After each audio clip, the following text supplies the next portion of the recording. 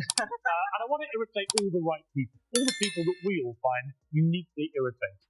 And it's this permanently offended, snowflakey, cancel culture mob who descend like a pack of hornets on anything they can get themselves into, trying to suppress everyone's right to an opinion, trying to tell us all how to think, how to act, how to laugh, what to find funny, what statues to revere, what parts of history are acceptable, what parts aren't, and so on. Piers Morgan. He has become one of the loudest voices in today's culture war, and he's not holding back. Whether you love him or hate him, you can't deny he's a wrecking ball aimed directly at woke culture, and honestly, it's kind of impressive. He goes after the things that make most people uncomfortable: gender debates, Hollywood hypocrisy, and cancel culture insanity, with a full-throttle approach that leaves no room for tiptoeing. Hollywood loves nothing more than telling the rest of us how we should live and how we should think. It's heavy on the preach, light on practice. Stars and supermodels flew on private jets and very well-earned breaks.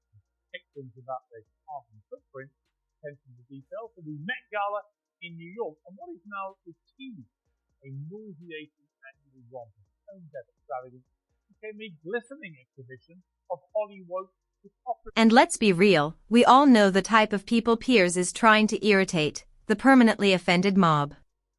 You know, the ones who are always outraged, ready to cancel anyone who doesn't march in step with their approved way of thinking. They swoop in like a swarm of hornets, trying to suppress opinions, control what we laugh at, and dictate what parts of history we're allowed to revere. Yeah, those people. But what makes Piers different from most is that he simply doesn't care. He's not afraid to get cancelled or be hated. He wears that as a badge of honor. Every time he pushes back, he's calling out the insanity in a way that's become rare in the world of entertainment and media. Before we continue, I'd like to ask for a quick favor. If you're enjoying this content, please take a moment to like the video and subscribe to the channel.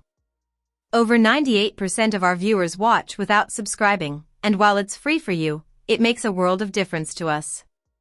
Have you hit that subscribe button? Awesome! Thank you so much for your support. Now let's get back to the video. Take, for instance, his notorious take on gender identity and sports. This one was classic. Piers threw down a simple, almost laughable question: can Erling Haaland, one of the best male soccer players in the world, just declare himself a woman and start playing in women's leagues? Haaland, at 6 feet 4 inches, is a goal-scoring machine. It would be ridiculous, right? But according to woke logic, if Haaland says he's a woman, then who's to argue?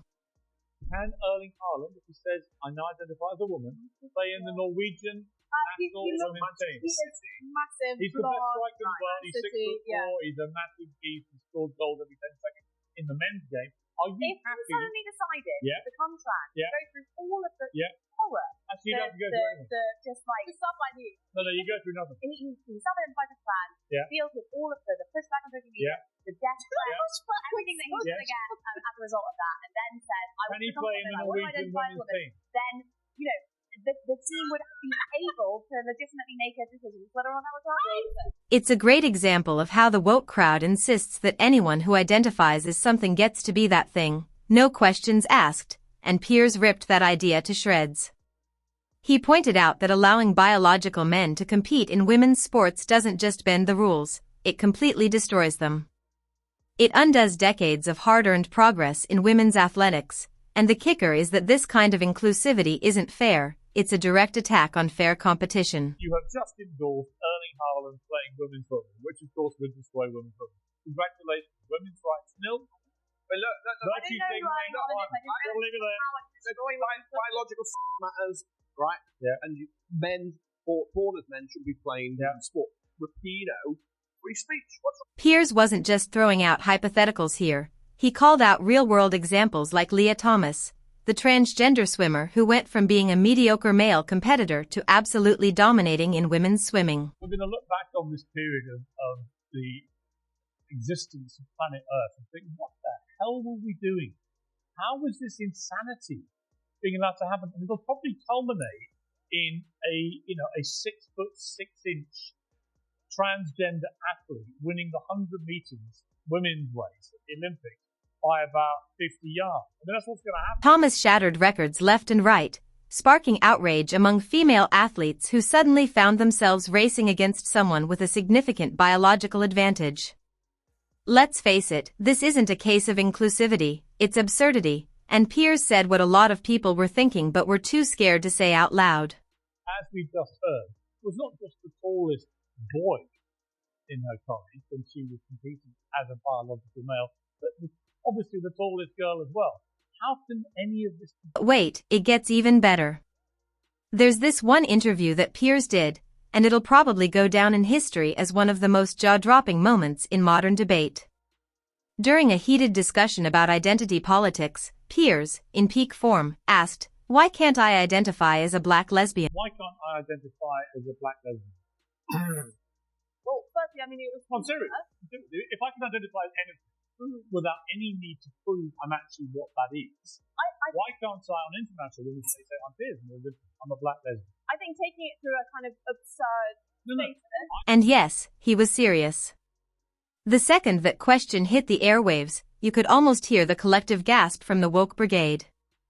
His opponent was left utterly speechless. It's not difficult, is it, Angelica? I mean, that is what a woman is. I mean, I don't know why you're obsessed with defining it. Like, what is a man? Like, why do we need these arguments? A man is a male adult human, and that's it. Right, okay, I don't know that we need these are just biological facts, but they're just facts. They're not arguable. Think about it. If identity is purely subjective, if we're allowed to identify as anything without any kind of verification or standard, where does it stop?